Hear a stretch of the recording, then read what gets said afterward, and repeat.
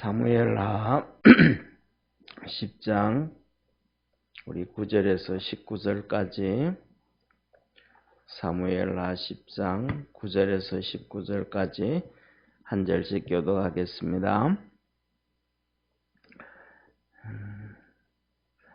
모압이 앞뒤에 친 적진을 보고 이스라엘의 뺀 자 중에서 또 빼서 아람 사람을 대하여 진치고 그 남은 무리는 그 아우 아비새의 수하에 붙여 암몬 자손을 대하여 진치게 하고 가로되 만일 아람 사람이 나보다 강하면 내가 나를 돕고 만일 암몬 사람이 너보다 강하면 내가 가서 너를 도우리라. 너는 담대하라. 우리가 우리 백성과 우리 하나님의 성읍들을 위하여 담대히 하자. 여호와께서 선히 여기시는 대로 행하시기를 원하노라 하고 요압과 그 종자가 아람 사람을 향하여 싸우려고 나가니 저희가 그 앞에서 도망하고 암몬 자손은 아람 사람의 도망함을 보고 저희도 아비새 앞에서 도망하여 성으로 들어간지라. 요압의 암몬 자손을 떠나 예루살렘으로 돌아오니라. 아람 사람이 자기가 여호와 앞에서 패하였음을 보고 다 모임에 하닷에셀이 사람을 보내어 강 건너편에 있는 아람 사람을 불러내매 저희가 헬람에 이르니 하닷에셀의 군대 장관 소박이 저희를 거느린지라. 혹이 다윗에게 고하여 고함에 저가 온 이스라엘을 모으고 요단을 건너 엘람에 이르매 아람 사람들이 다윗을 향하여 진을 치고 더불어 싸우더니 아람 사람이 이스라엘 앞에서 도망한지라. 다윗이 아람 병거 700성의 사람과 마병 4만을 죽이고 또 그 군대 장관 소박을 치매 거기서 죽으니라. 우리 19절 합독하겠습니다. 하닷에셀에 속한 왕들이 자기가 이스라엘 앞에서 패함을 보고 이스라엘과 화친하고 섬기니 이러므로 아람 사람들이 두려워하여 다시는 암몬 자손을 돕지 아니하니라. 아멘. 예, 여기서 이렇게 이제 오늘 본 말씀 보면 이 아람과 암몬 다 이제 정리를 하는 모습을 보는데요. 암몬이 이제 다윗하고 전쟁을 하려고 하는 거예요. 잘못했으니까 암몬 왕이 이제 조문을 보냈는데 모욕을 해서 보냈잖아요. 그래서 이제 그러고 나니까 우리 큰일 났다. 이제 이스라엘한테 이 다윗한테 전쟁이 있겠다 싶어서 이 암몬이 아람 사람들에게 돈을 주고 군대를 모아왔어요. 그런데 이들이 뭐냐면 같이 이렇게 전쟁을 딱 하면 될 텐데 떨어져 있는 거예요. 이쪽에는 모압, 이쪽에는 아람. 이렇게 따로 이제 딱 두 군데를 진을 치니까 이제 이스라엘의 장군이었던 요압 장군이 이거 전쟁이 보통 이러면 한 군데서 전쟁이 일어나잖아 이거죠. 근데 양쪽에서 이렇게 전쟁을 하니까 군사수가 이쪽이 모압과 암몬 두 나라 이쪽에서 군사를 얻었으니까 그래가지고 이 요압이 자기 동생도 장군이고 자기가 총대장이니까 이거 이렇게 하다 보면 그냥 하다 보면 우리가 하나로 하다 보면 양쪽에서 이렇게 공격하면 어려움 당하겠다. 이러니까 우리도 두 군데로 나누자 해서 형이 양보를 하는 거예요. 형이 뭐 어떻게 하냐면 여기에서 잘 싸우는 사람을 뽑아라. 그래서 정말로 잘 싸우는 사람을 뽑아서 성경에는 나오지 않는데 이렇게 뽑은 거예요. 예를 들면 뭐 잘 싸우고 잘 싸우는 사람 한 1000명을 뽑든지 그렇게 뽑고 나머지 군대 한 2-3만 명을 놔두든지 이렇게 한 거예요. 그렇게 해가지고 자기가 뽑아가지고 잘 싸우는 사람을 뽑아가지고는 내가 이 작은 명수를 데리고 가서 저들을 적군을 치겠다. 쉽게 말하면 아람을 치겠다. 아람. 너는 많은 군대를 가지고 저 모압을 쳐라. 그리고 우리가 같이 이렇게 나눠서 전쟁을 하는데 내가 만일에 지게 밀린다 그러면 네가 와서 나를 도와주고 네가 밀린다 그러면 우리 잘 싸우는 사람들이 우리 가서 도와줄게. 그래서 그렇게 하자고 했어요. 그래가지고 이 잘 싸우는 사람은 쉽게 말하면 이게 전쟁을 잘해야 돼요. 어느 부쪽에 붙느냐가 문제잖아요, 그죠? 그러니까 이 주력 부대는 뭐냐면 모압이에요. 모압 주력 부대. 이 모압이 아람 사람들을 돈 주고 샀단 말이에요. 그러니까 돈 주고 산 아람 사람들이 막 힘을 다해서 싸우겠어요? 모압이 힘을 다해서 싸우겠어요? 우리가 생각하면 모압이 힘을 다해서 싸우잖아요. 자기들이 전쟁이니까. 그러니까 여기에서는 동생을 시켜가지고 네가 유지만 하면 된다. 유지만. 예. 그리고 그다음에 아주 잘 싸우는 사람들, 용맹한 사람들을 이 요압이 데리고 아람을 치는 거예요. 아람을. 그 막 용맹스러운 거 보면 아람이 어이구 우리 이러다가 남의 전쟁에 우리 다 죽겠다 도망가자 이게 쉬워지잖아요. 이 작전이 맞아떨어진 거예요. 그래서 요압이 이제 군대를 이끌고 용맹스러운 사람을 암몬을 이 모압을 막 치니까 이 아람 사람들이 막 혼비백산하고 다 도망가 버리는 거예요. 그래서 옆에서 이렇게 본 암몬이 야 이러다가는 우리도 망하겠다 하고 도망을 갖고 성문 안으로 들어가서 성을 걷어 잠가 버렸어요. 그래서 큰 전쟁 없이 이 뭐랄까 요압 장군이 이스라엘 다윗의 요압 장군이 백성을 전쟁에서 이겼어요. 그리고 이기고 난 다음에 요압 장군도 이제 뭐냐면 예루살렘으로 돌아왔어요. 그러니까 큰 전쟁하지 않고 그냥 이기고 돌아온 거예요. 그랬더니 중요한 것은 뭐냐면 이 아람이 우리가 자존심이 있지. 아람이 그런 거. 우리가 자존심이 있지. 우리가 이스라엘 저한테 졌단 말이야. 그래가지고 이 아람이 다 모여 하면서 다시 이제 이 전쟁을 하려고 모인 거예요. 그래가지고 다윗이 이제는 끌고 나가가지고 이 아람 사람들 4만 명을 죽인 거예요. 병거 700성 사람들하고 그냥 싹 죽여버린 거예요.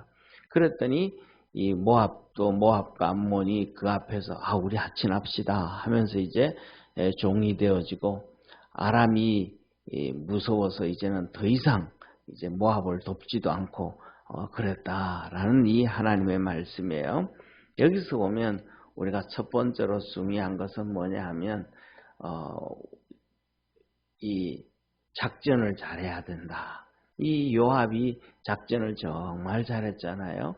그러니까 힘센 사람들을 가지고 아주 잘 싸우는 사람들을 가지고 이 도움으로 왔던 사람들을 쳤단 말이에요. 그런 것처럼 우리가 다윗이 이렇게 하나님 앞에서 살아갈 때 보면 이 다윗의 이 용사들이 전쟁도 정말로 잘하고 싸움도 잘하고 그다음에 그렇지만은 이 작전도 참 잘 세우는데 중요한 그 모든 계략이 쉽게 말하면 하나님으로부터 온다. 이 모압과 암몬이 이 두 때를 이루지 아니하고 그 많은 군대를 한 때로 모아가지고 전쟁을 했더라면 이게 쉽지가 않은 일이 되어질 수도 있어요. 그래서 우리가 첫째 오늘 이 본 말씀을 보면서 중요한 것은 우리가 무슨 일을 하든지 간에 하나님 앞에 깊이 기도하고 하나님의 이끌림을 받아갈 수 있는 우리 성도가 되어야 돼요. 이게 뭐냐 하면 첫째로는 그 예를 들면 우리가 병이 들었어. 병원에 가야 돼. 그러면 이 병을 가지고 쉽게 말하면 차병원을 갈까 서울대 병원을 갈까 어디를 갈까 우리는 고민하잖아요. 그런데 그것도 우리가 하나님 앞에 기도를 해야 된다. 하나님 이거 병원을 좀 찾아가야 되는데 어느 병으로 가면 좋을까요? 하고 하나님 앞에 기도하면서 하나님 앞에서 우리에게 선한 길로 인도해 주시기를 바라고 또 그 다음에 예를 들면 그 어느 병원에 가도 하나님 병원에 가면 똑같은 의사가 많잖아요. 쉽게 내과 의사도 많고 그렇잖아요. 누구 만날지도 모르잖아요.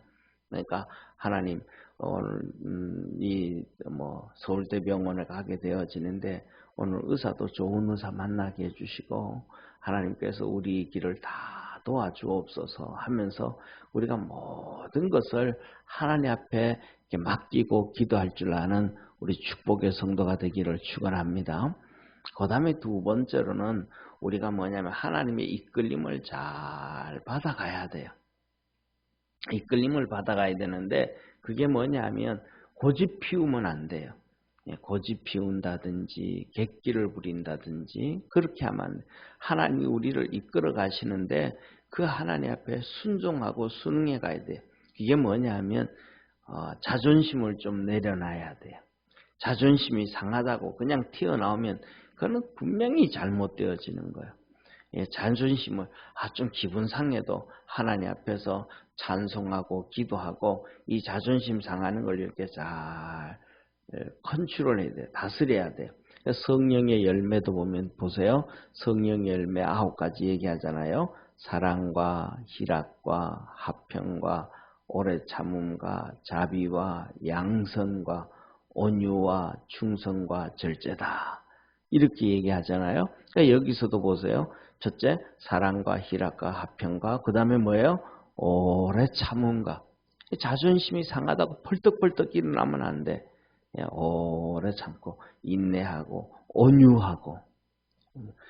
마음에 막 자존심이 상한다는 걸 막 화가 난다는 거잖아요. 그죠? 그러니까 화가 나는데 그걸 절제를 해야 돼. 온유하도록 화가 안 나도록 우리는 잘 다스려야 돼. 그것을 다스리지를 못하면 죄를 짓게 되어지고 하나님의 인도함을 받지 못하고 결국 우리에게 큰 손해를 보게 된단 말이에요. 가인이 하나님이 그러잖아요. 가인아, 너 왜 화내냐? 너 그 다스려라. 막 그냥 자존심 상하는 게 막 화가 났단 말이에요. 왜? 하나님 이럴 수 있어요, 하나님. 어떻게 동생 아벨의 예배는 받으시고 내가 형인데 형의 예배는 안 받으십니까? 내가 얼마나 열심히 했는데 농사 지어가지고 곡식들 다 가져와가지고 하나님 앞에 드렸는데, 예? 아이고 나는 쉽게 말하면 저는 잘 모르겠습니다만은 농사 짓는 게 어려워요, 목축하는 게 어려워요.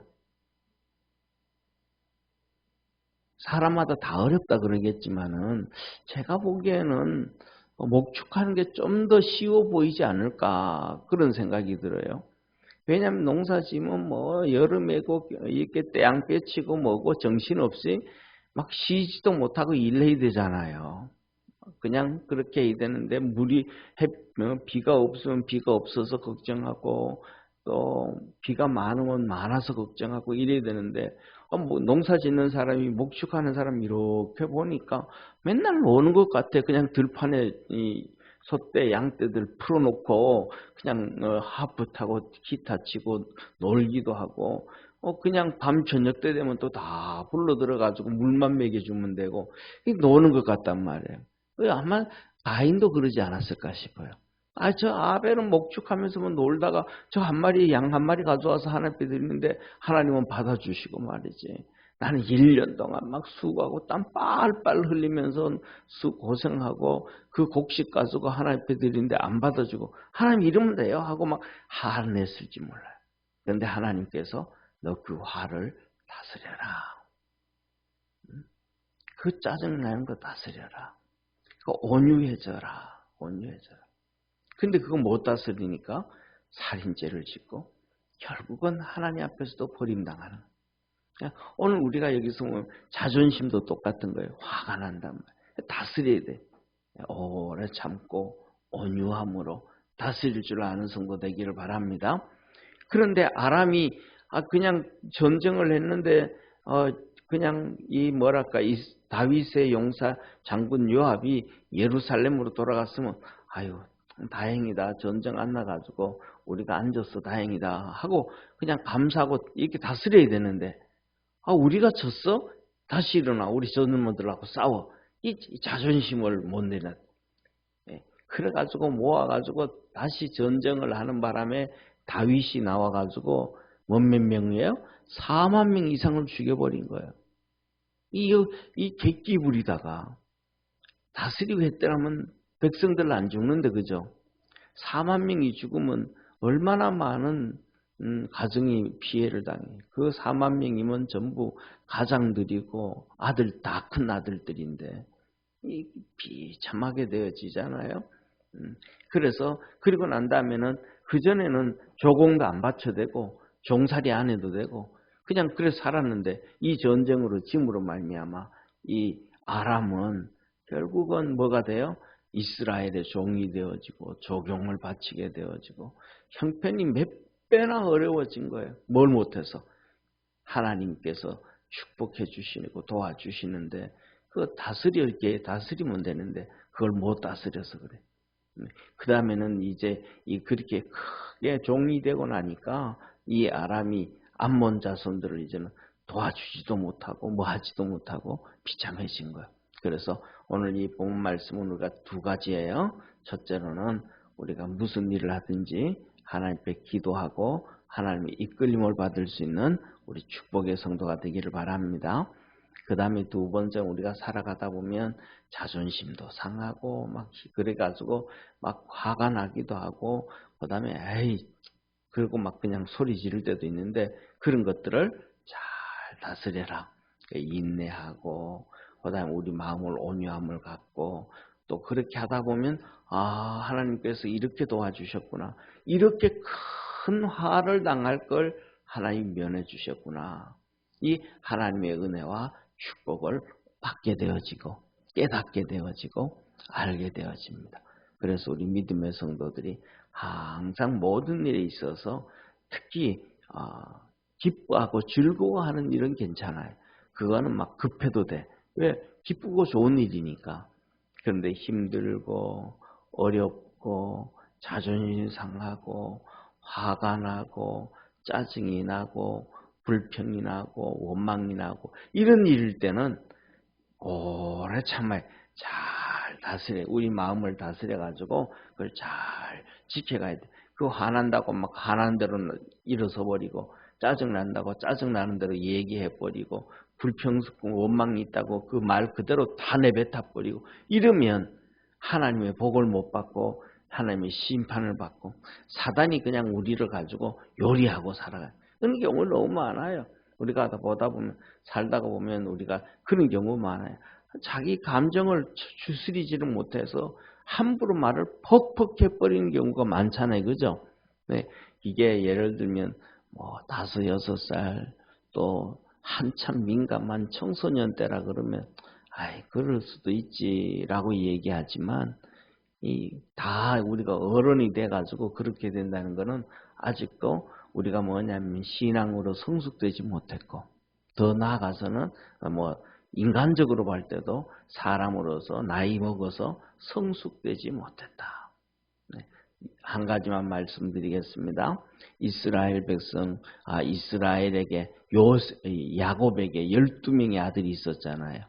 근데 그 막내가 베냐민이고 그 위에가 요셉이잖아요. 요셉이 나이가 17살이 된 거예요. 17살이 됐는데 그 위에 형들이 10명이니까 나이가 얼마나 많겠어요. 그가 이제 요셉이 17이니까 그 위에 형들이 10명이 있는데 연년생도 있고 때에 따라서 어머니들이 3명, 4명이니까 배다른 엄마들이 있으니까 또 같은 연년생도 나올 수가 있고 같은 해도 나올 수가 있지만 가장 많은 것은 10살 이상 차이가 난단 말이에요. 요셉하고 보면 거의 한번 제일 큰 형하고는 15살 차이도 난단 말이에요. 그러니까 제일 나이 많은 사람은 30살도 넘어간 거야.